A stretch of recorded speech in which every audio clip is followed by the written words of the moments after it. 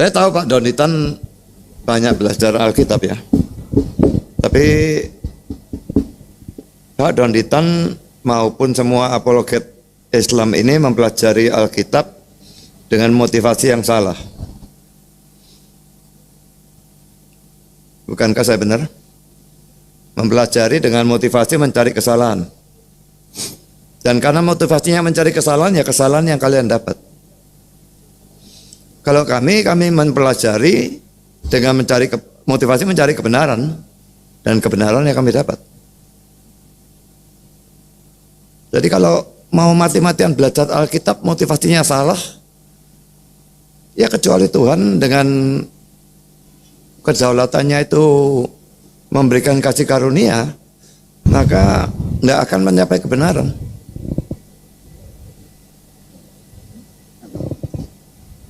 Tapi terus terang Pak, ini sudah closing statement ya. Jadi kita bisa tambah waktu Pak kalau perlu Pak. Nah, saya closing statement aja. Terus terang Pak Dondi, saya salut sama Bapak. Ya, semangatnya, ya, kegigihannya. Bapak belajar Alkitab juga gigih. Tapi ya itu seperti Pak Budi bilang tadi bahwa kalau Bapak belajar hanya mencari kesalahan, Bapaknya akan menemukan kesalahan. Ya, saya sangat sayang Bapak giat bagi Allah, tapi tanpa pengertian yang benar. Seperti kata Paulus. Ya, saya walaupun Bapak menolak, saya mau berdoa supaya hati Bapak terbuka. Siapa tahu Bapak bertemu dengan juru selamat yang sesungguhnya, yaitu Yesus. Demikian pula dengan saudara sekalian. Begitu juga dengan Umar, Bang Umar. Tapi kalau saya boleh saran lagi untuk Bang Umar, mungkin Bang Umar perlu belajar logika lebih baik. Supaya waktu berargumentasi itu tahu apa yang orang tanya, tahu apa yang orang serang. Supaya waktu jawab, itu jawab sesuai dengan yang ditanyakan, bukan yang lain. Saya mempelajari Islam itu tujuannya untuk fitnah Islam. Dari kecil itu saya sudah dididik untuk membenci Muslim. Saya dulu itu sangat membenci namanya Agim Felixio. Bahwa Islam yang saya pilih, yang saya anut sekarang, yang saya sembah Tuhannya sekarang, itu membuat saya lebih baik. Berarti kalian juga bisa lebih baik seandainya kalian mau masuk Islam. Assalamualaikum warahmatullahi wabarakatuh. Berjumpa lagi dengan Jalid HMC ya, channel yang mengedukasi dan menghibur. Di kesempatan kali ini kita akan membahas ya statement dari Pendeta Budi Asali maupun Pendeta Esra Soru di debat 2 hari yang lalu antara mereka dengan Kodondi serta Umar ya, di mana kita ketahui bersama mereka ya, dua pendeta ini mengatakan kenapa umat Muslim itu tidak bisa mengerti tentang Bible, tidak bisa mendapatkan firman ataupun inti dari pengajaran yang ada di kekristenan. Mereka mengatakan bahwa ini gara-gara kalian belajar, kalian membaca Bible itu tujuannya mencari kesalahan. Ya, kalian motivasinya itu membaca untuk mencari kesalahan. Maka yang akan kalian dapatkan adalah kesalahan. Sedangkan orang Kristen itu motivasinya mencari kebenaran. Maka yang akan mereka dapat adalah kebenaran. Ini statement, kalau kita dengar ya, kelihatannya bijaksana. Kelihatannya luar biasa sekali. Kelihatannya teman-teman, bagi orang yang nggak bisa nangkap, kelihatannya hebat, kelihatannya wah. Tetapi sebenarnya ini statement yang sangat blunder teman-teman. Sangat blunder ya. Sayangnya kemarin nggak ada saya, kalau nggak itu habis tuh. Habis saya buat ini. Inilah saya bilang, Polycarpus, pendeta-pendeta, itu cuma bisa membungkus kalimat-kalimat mereka tuh biar kesannya tuh luar biasa, biar kesannya tuh bijaksana. Tapi ngawur teman-teman. Ngawur. Kenapa saya bilang itu? Oke, yang pertama ya, saya sudah katakan bahwa umat Muslim itu nggak pernah belajar Bible untuk motivasi yang salah, yaitu mencari kesalahan. Enggak. Umat Muslim nggak gitu. Kita baca itu untuk cari ilmu. Ya. Terus yang kedua, orang Kristen dibilang hanya mencari. Ya, dia bilang apa? Mencari kebenaran, sehingga dia menemukan kebenaran. Ini kan konyol teman-teman. Konyol. Kenapa saya bilang itu? Ya, kita lihat ya. Banyak sekali Polycarpus yang belajar Quran, ingin mencari kesalahan Quran, tapi malah berakhir menjadi mualaf. Jadi kita harus gunakan standar double kan begitu. Standar yang sama.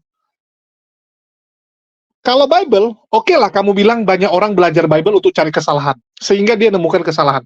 Tetapi kenapa orang kalau belajar Quran, ya baca Quran, ingin mencari kesalahan Quran, tapi ujung-ujungnya malah mualaf. Contohnya siapa? Banyak, nanti kita akan tunjukkan. Dan saya rasa kalian sering melihat ya, orang-orang, para pembenci Islam, itu belajar tentang Quran. Baca Quran, ya ingin mencari kesalahan Quran, tapi malah terakhir mualaf. Tapi kalau yang Bible, pernah nggak kalian dengar? Pengen cari kesalahan Bible, dia baca Bible, dari Kejadian sampai Wahyu, terakhir dia lihat, oh ini yang benar, udah dia jadi Kristen. Pernah nggak? Coba saya tanya. Ada nggak orang dari Islam, ya yang kamu sebut motivasinya itu ingin cari kesalahan? Oke lah, kita bilang pendebat Muslim lah. Yang kamu tuduh ingin mencari kesalahan di Bible, belajar Bible, ada nggak yang endingnya itu murtad menjadi Kristen? Sebut satu nama. Sebut satu nama ya. Nggak ada teman-teman. Nggak ada. Tapi kalau dari Kristen, ya, misionaris-misionaris Kristen, itu mereka belajar Bible, saking bencinya. Banyak yang seperti itu. Nanti saya akan kasih ya contoh-contohnya, dan kita juga bisa lihat, kalian tinggal search beritanya, dan banyak orang seperti itu. Banyak sekali orang-orang seperti itu ya. Kayak ini, seorang bule, ini orangnya, ya, duduk di saf bagian depan masjid Taqwa Muhammadiyah Padang. Keberadaannya cukup menjadi perhatian jemaah masjid. Sesekali jemaat saling berbisik, siapa gerangan bule berkulit putih, berambut pirang yang duduk di depan. 4 tahun lalu, teman saya memberi Al-Quran. Saya mencoba mengkritisi Al-Quran dan mencari kesalahan yang terdapat di dalamnya. Kata lelaki yang akrab disapa Matthew, itu mulai bercerita di depan jemaah. Mendengar pengakuan Matthew, jemaah mulai menyimak setiap perkataannya. Diterjemahkan Ustadz Solsafat. Matthew menyebut bahwa dirinya selama 4 tahun menganalisa kandungan yang terdapat di dalam Al-Quran. Matthew yang berasal dari keluarga ateis, justru tak satu pun mendapati kekurangan Al-Quran. Semakin dibaca, tak menemukan kesalahan dalam Quran. Dan saya bersyukur, sebutnya diterjemahkan Ustadz Solsafat. Ya. Ini juga ada misionaris Kristen, Miller, mencari kesalahan Al-Quran. Berakhir seperti ini ya. Malah apa? Mualaf, teman-teman. Setelah melakukan riset, malah mualaf. Dan itu banyak sekali orang-orang seperti itu. Banyak sekali ya. Tapi sebelumnya, kita akan putarkan dulu lah pernyataan dari Pendeta Budi Asali dan Esra Soru. Nanti baru kita akan putarkan video orang-orang yang memberikan kesaksian bahwa dulu mereka itu adalah pembenci Islam. Mereka baca Quran untuk cari kesalahan, tapi malah berakhir menjadi mualaf. Oke, kita dengarkan versi Budi Asali dulu. Saya tahu Pak Donitan banyak belajar Alkitab ya. Tapi Pak Donitan maupun semua apologet Islam ini mempelajari Alkitab dengan motivasi yang salah. Bukankah saya benar? Mempelajari dengan motivasi mencari kesalahan. Dan karena motivasinya mencari kesalahan, ya kesalahan yang kalian dapat. Kalau kami mempelajari dengan motivasi mencari kebenaran, dan kebenaran yang kami dapat. Jadi kalau mau mati-matian belajar Alkitab motivasinya salah, ya kecuali Tuhan dengan kedaulatannya itu memberikan kasih karunia, maka tidak akan mencapai kebenaran.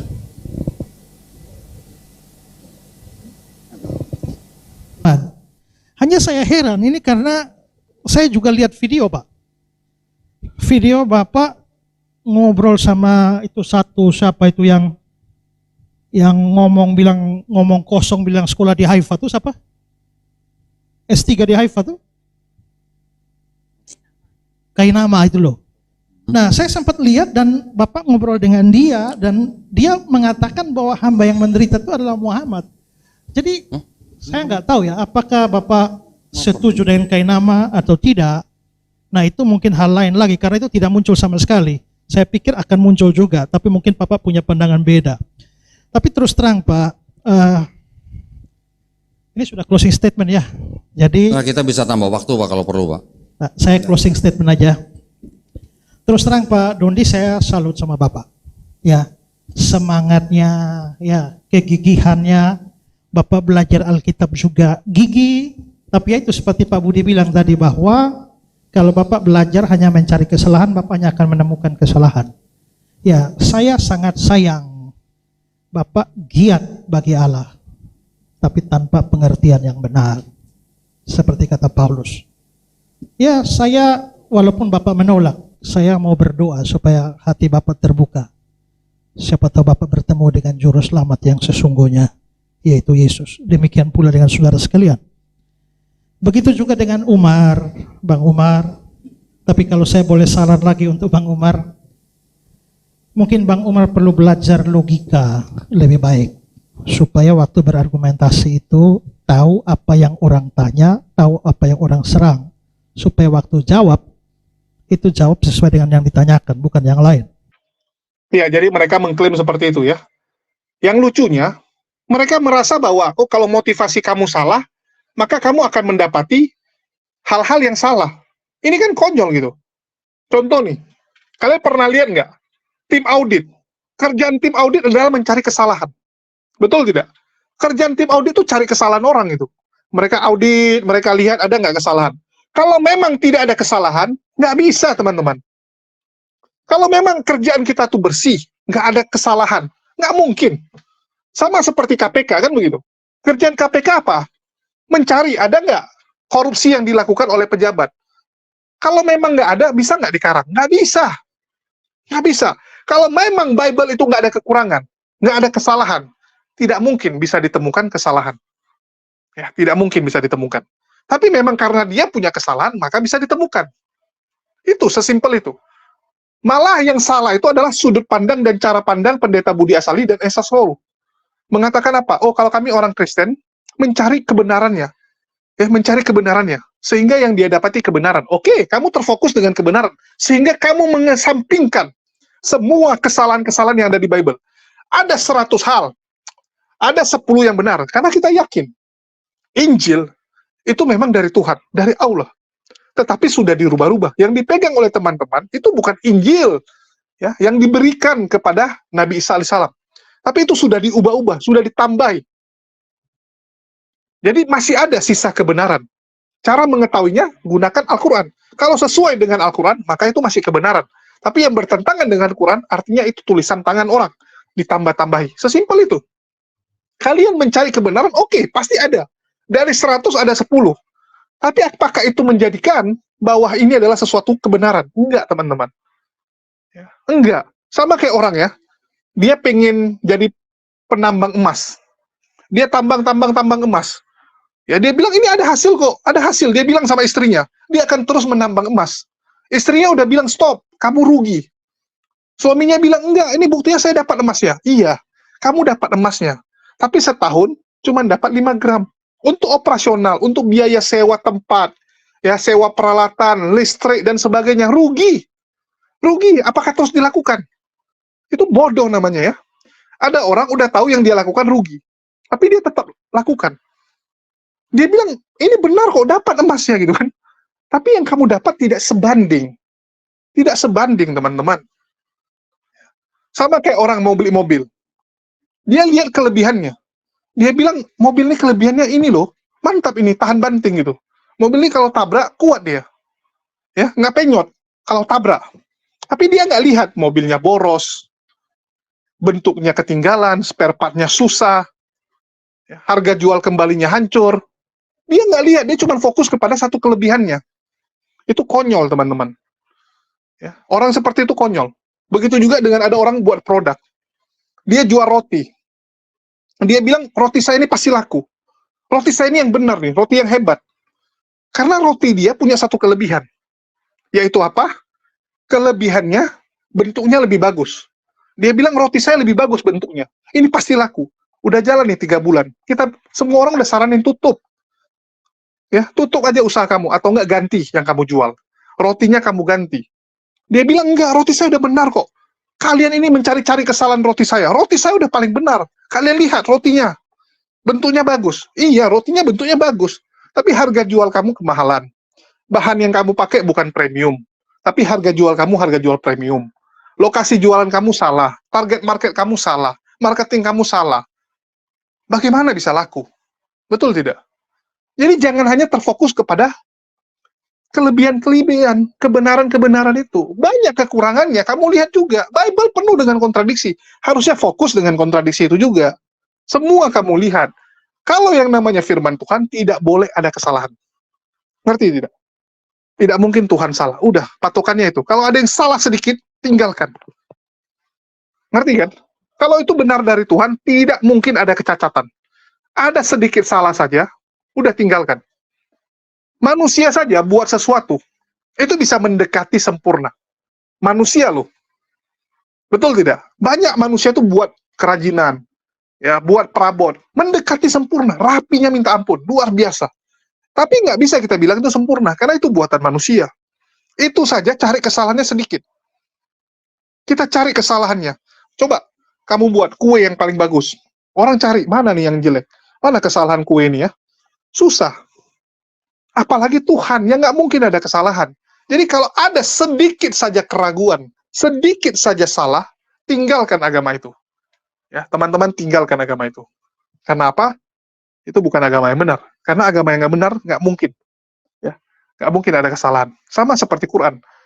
Berapa banyak Polikarpus, pembenci Islam, belajar, baca Quran, cari kesalahan Quran, malah berakhir mualaf. Ya, kita putarkan video sebagai contoh ya, sebagai contoh.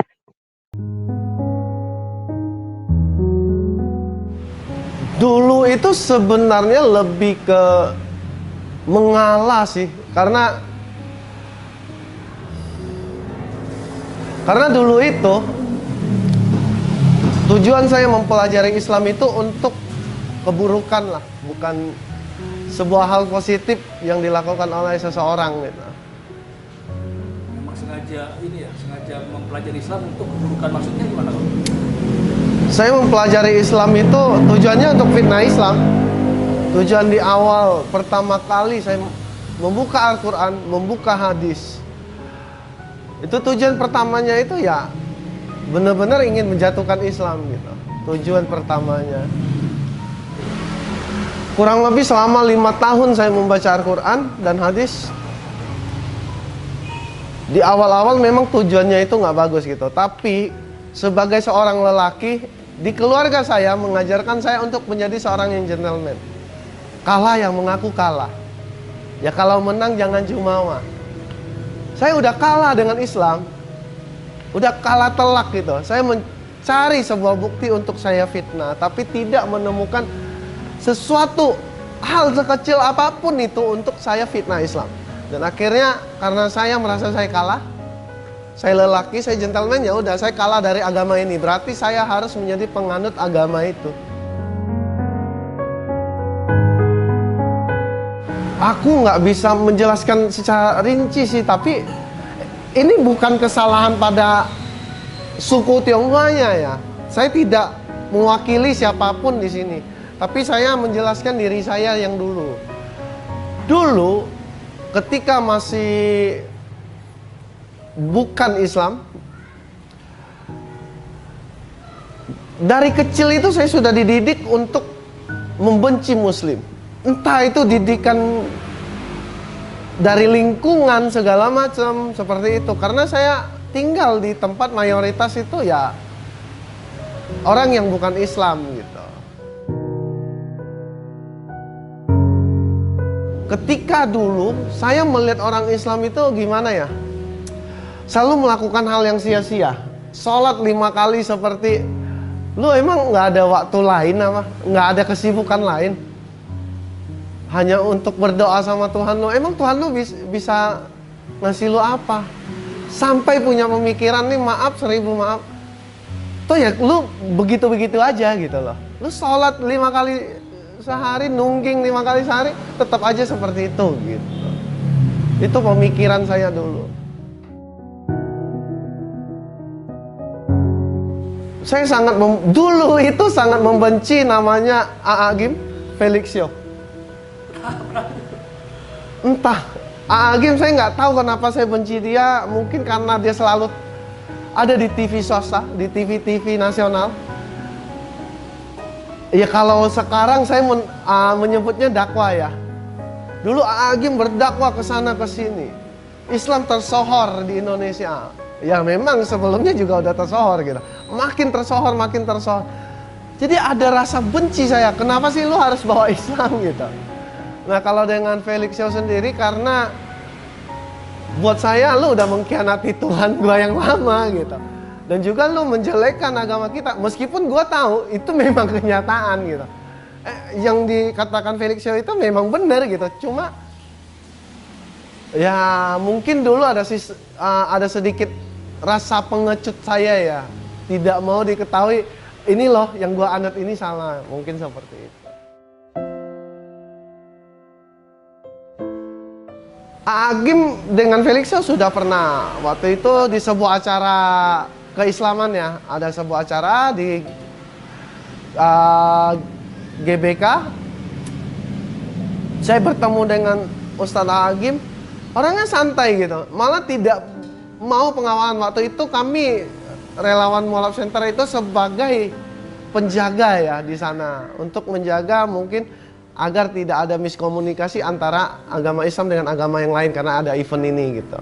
Kadang-kadang kan ada orang di luar Islam yang bertanya-tanya. Nah saya ketemu dengan Agim, orangnya santai, enak gitu. Cuma saya belum sempat berminta maaf sama beliau. Karena dulu juga sering menyerang beliau kan. Tapi kalau dengan Felix Show, alhamdulillah gimana ya. Mungkin yang selama ini aku dengar itu omong kosong gitu. Karena penggambaran seorang Ko Felix, orangnya keras, pengikut aliran sesat. Ya kalau mindsetnya orang, kita punya mindset itu, pengikut aliran sesat, itu pasti udah kasar, suka maki-maki orang, perawakannya nggak enak dilihat, seram gitu. Tapi qadarullah, saya bertemu dengan Ko Felix, dia malah meluk saya dan bertanya satu hal yang nggak terpikir, dan sampai sekarang pun saya masih memikirkan hal ini. Sebegitu lembutnya Kak Ko Felix, dia peluk saya dan bertanya, apa yang bisa saya bantu? Nggak ada yang lain, bukannya bilang, oh saya memaafkan kamu, enggak. Dia malah bilang, sebelum lu meminta maaf, saya udah maafin kamu. Sebelum kamu minta maaf.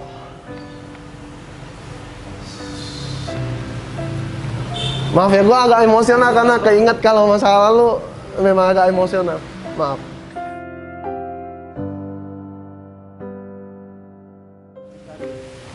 Yang berubah, tentunya setelah di awal-awal sih masih seperti biasa. Saya mengaku kalah, saya masuk Islam, sholat ya sholat, puasa ya puasa, seperti orang pada umumnya, tapi tidak mendalami Islam. Apa itu Islam gitu. Tapi ketika saya di Jakarta ketemu Kohani Kristianto, ketemu Steven Indra Wibowo, kedua orang ini ya, koko-koko saya ini ya lebih tepatnya ke guru lah ya.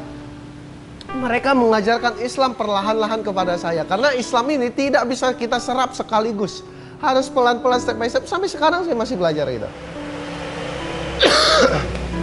Belajar Islam. Sampai sekarang saya malah merasa setelah mulai banyak belajar tentang Islam, saya harus lebih sabar. Saya harus menjadi Wendy yang lebih baik dari sebelumnya. Saya ingin menunjukkan kepada saudara-saudara saya, kepada mungkin suku Tionghoa, bahwa Islam yang saya pilih, yang saya anut sekarang, yang saya sembah Tuhannya sekarang, itu membuat saya lebih baik. Berarti kalian juga bisa lebih baik seandainya kalian mau masuk Islam. Seperti itu. Kalau Mami sangat mendukung ya. Kalau mungkin ke Cece sama Koko yang lain, setelah menikah kami ada miskomunikasi. Menikah dengan istri saya yang sekarang mungkin ada miskomunikasi sedikit lah. Ini salah saya gitu. Cara saya berkomunikasi yang kurang waktu itu. Nah kalau Mami sampai sekarang satu-satunya di keluarga yang paling mendukung saya. Beliau sampai detik ini pun ketika di setiap Ramadan dia pasti telepon tuh subuh-subuh. Udah bangun belum? Udah bangun belum? Sampai saya udah punya istri, udah punya anak. Dia telepon, saya bilang, udah nggak usah capek-capek. Saya tahu mami sayang sama saya. Tapi saya udah punya istri kok, istri yang bangunin sekarang. Mami udah istirahat. Jangan bangun hanya untuk saya gitu. Seharusnya saya yang bangun untuk mami gitu. Kami setuju. Tapi kalau Papa sendiri gimana?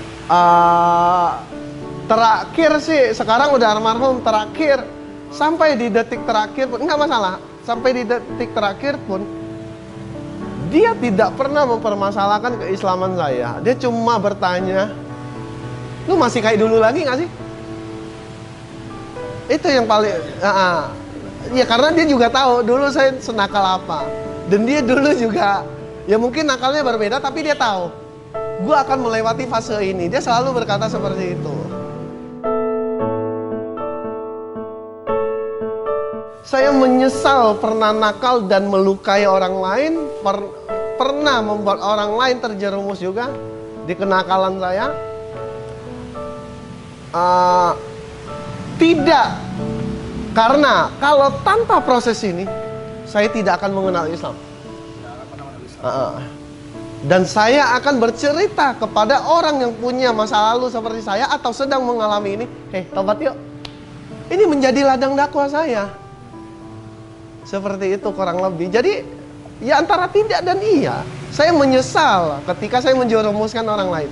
Tapi ketika untuk diri saya tidak menyesal. Karena tanpa proses ini saya tidak akan ketemu dengan Islam.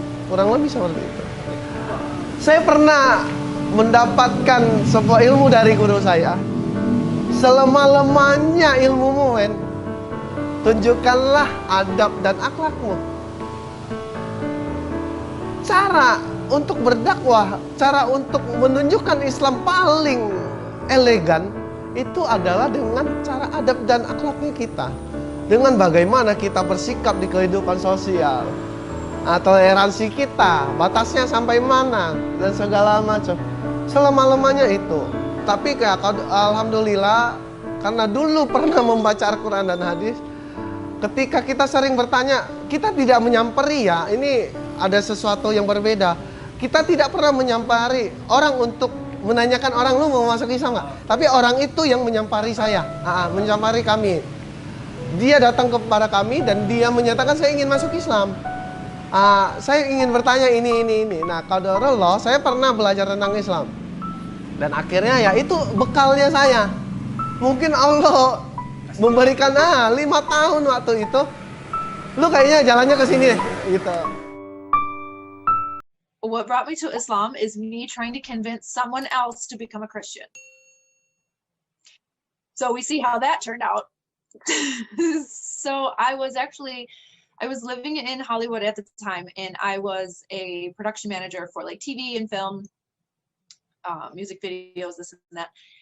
And I was very Christian, and I was like teaching Sunday school, all this. And there was a colleague of mine that worked on this HBO show with me. And he was Muslim, and I was trying to convince him that he should come to church with me so he could, see the truth, of course. And and he was like, thank you, but I'm not at all interested in that. And I said, well, who cares? It's like, you're not signing a contract for life. Like, just come to church one time. It's like an hour on a Sunday. Like, it's not going to kill you. If you don't like it, don't come back. And he was like, yeah, no, I'm not going to do that. And so I was like, what the heck? What has him so stuck on his religion that he won't even come for an hour? Like, oh, is your religion that cool? You can't like hang out for an hour? No. So I said, all right, listen, I have a Bible and I can quote Bible verses to you all day long, but it doesn't affect you because it's not your book. It's not your verses. It's not your scripture. What do you care? Okay, fine. Give me your book. Give me this Quran or whatever it is that you're reading, your moon and stars worshiping book. And I said, let me read that. And then I'm going to use your text against you to prove to you why none of this makes sense. And this is why you should be Christian. That did not go as planned. And soon after, I found myself in a mosque by myself, wandering in with like jeans, ripped jeans, a V-neck t-shirt, flip-flops. And the guy was like, whoa, Assalamu alaikum, let's get a scarf on you if you want a tour. So I was like, okay. And before I knew it, I was just blown away by the truth of this book that I was supposed to be using for research only. And pretty soon I was like, I think I know what I need to do. And this is hilarious because I've always thought Muslims are crazy people. You know, I mean, I'm just brainwashed by the news here. And, you know, I didn't know anything about it. I thought they were just doing some like ritual stuff and blah, blah, blah. I didn't know what was going on. And so when I start reading the Quran, I see all these questions that I've had in Christianity for so long. All of them were answered. And I'm like, wait a minute. You guys know about Adam and Eve? You guys know Moses too? What? These are our guys. I'm Christian. These are our dudes. Like, why are you like, you should know about this. How do you guys know? Well, I didn't realize how similar Islam is to Christianity. And I'm thankful that I knew as much as I did, because otherwise, had I not known those stories, I would have probably been a little hesitant.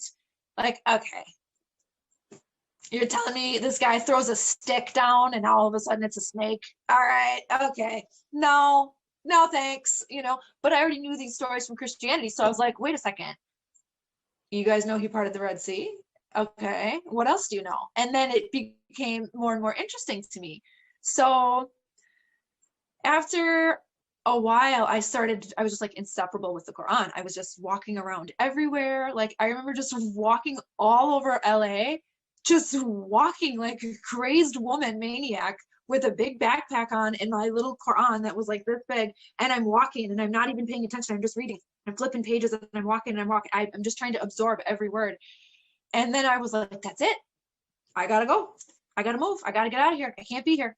And so I decided to do the obvious choice and sell everything I own, pack one suitcase, and buy a one-way ticket to Morocco. Makes sense.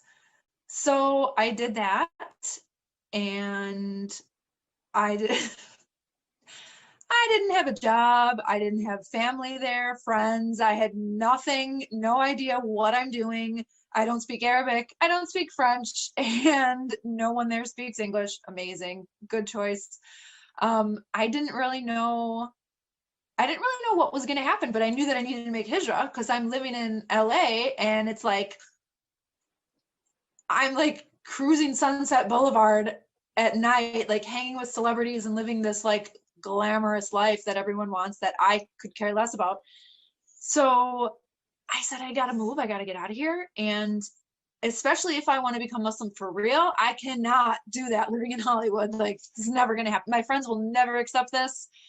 They'll tease me. I'll just be, you know,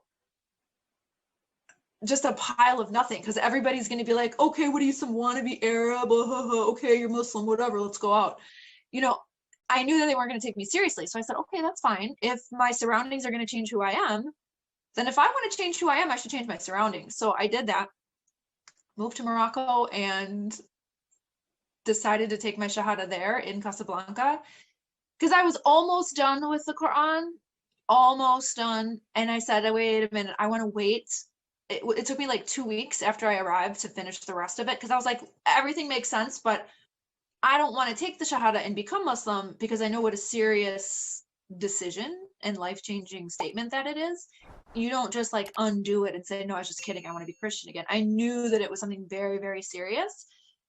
So I said, well, I don't want to have this book that I'm 98% done with, and then I become Muslim, and all of a sudden the last, like, you know, chapter and a half, there's some little like, oh, by the way, this, and this. And then I didn't want to be stuck.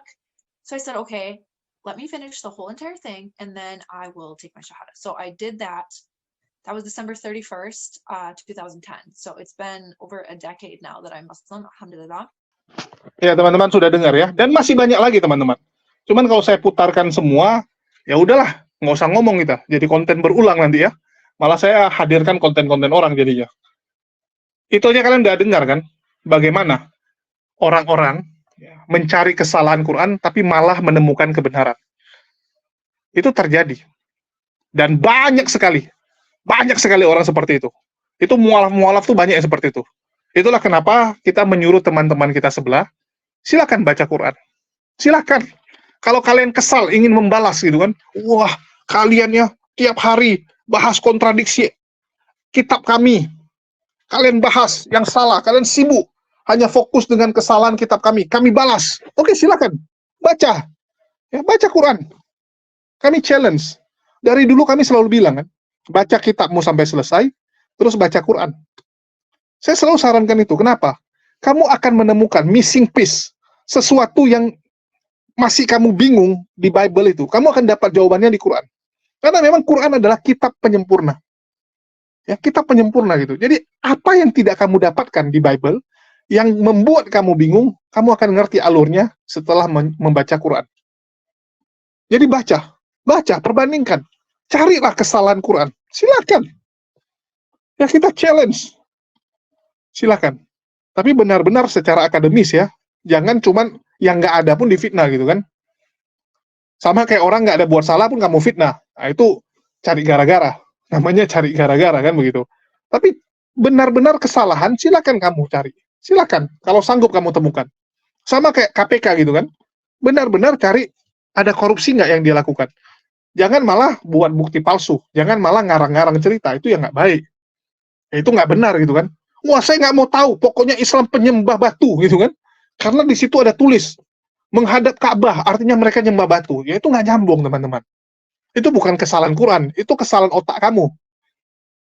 Kan sebelah seperti itu kan. Dia bilang apa? Umat muslim menyembah batu, kubus hitam, karena arahnya ke Ka'bah. Loh, kamu harus tahu itu perintahnya apa. Memangnya di Quran ada dibilang umat muslim penyembah batu? Enggak. Itu kan karangan kamu, fitnahan yang dibuat oleh Polikarpus. Tujuannya apa ya? Kita tahu. Itu karena kebencian mereka. Kebencian mereka yang begitu besar kepada Islam. Nah, jadi jelas ya, kami men-challenge selalu. Sedangkan orang-orang di luar sana, nggak pernah kami menemukan setelah membaca Bible, dia bukan menemukan kesalahan, malah dia merasa ini kebenaran. Ini firman Tuhan yang hidup. Saya pindah. Saya pindah ke agama ini. Nggak ada. Cari satu orang aja. Cari satu orang aja. Kan kalian nuduh nih, Kodondi, Umar, ya, Bang Zuma, Kores, Unirifa, kan gitu, mencari kesalahan di Bible. Ada nggak yang endingnya jadi murtadin? Nggak ada. Tapi kalau murtad ditawari duit, ada Raji. Ya. Habis itu yang murtad karena dapat kekayaan, dapat rumah, dapat istri, dapat gelar, dapat pangkat, dapat semua kenikmatan, ada Saifuddin Ibrahim. Untuk dapat Pajero ada, ya si Kosman bin Sunet. Nah, itu ada kalau yang seperti itu. Tapi yang murtad setelah membaca Bible nggak ada, nggak ada satupun teman-teman. Nah, ini bingung juga kita lihat ya. Ini gimana nih ceritanya nih? Coba dijelaskan dulu teman-teman sebelah. Kok bisa seperti ini? Kok bisa? Jadi inilah bedanya. Kalau kita lihat Esra Soru, Budi Asali, sok-sok ngomong kan, wah, kalian sibuk mencari kesalahan, maka kesalahan saja yang akan kalian temukan. Halo, kalau memang tidak ada salah, tidak akan pernah bisa ditemukan. Ya, kalau itu memang emas murni, mau kamu gimana pun bilang itu bukan emas, mau kamu campur tai sekalipun, ya mau kamu taruh di lumpur sekalipun, dia tetap emas. Yang namanya emas akan tetap emas. Apapun cerita, apapun cara yang kamu lakukan untuk membungkus emas tersebut, dia tetap emas. Quran, ya, kamu boleh uji, kamu boleh cek. Kalau ini memang dari Tuhan, ya ini akan tetap jelas, tetap akan bisa dipakai sampai akhir zaman, tidak ada kontradiksi. Kalau Bible, mohon maaf, baru kita baca Kejadian, ya sudah ada lah beberapa. Silakan kalian tanya sama Kodondi ya, jangan saya pula nanti buka di sini ngamuk lagi. Karena orang-orang sebelah ini suka sekali tantrum dengan salah. Kalau saya buka nanti kan, kesalahan-kesalahan, kontradiksi Bible, habis dimaki-maki saya. Habis dimaki. Brian Siawarta, seorang pendeta saja, pendeta mengaku dengan jujur bahwa Bible penuh dengan kontradiksi. Bible tidak relevan dengan zaman sekarang. Dimaki. Dimaki sama pendeta, bahkan di khotbah gereja juga dimaki. Itu pendeta loh, Brian. Apalagi saya. Udahlah, habislah. Apalagi ya dendamnya udah bertumpuk-tumpuk. Nah, itu sekalian tuh. Itu kasus Julius belum selesai. Saya timpa pakai uang biar cepat selesainya kan, biar mampus dia. Bisa digituin nanti saya, bahaya.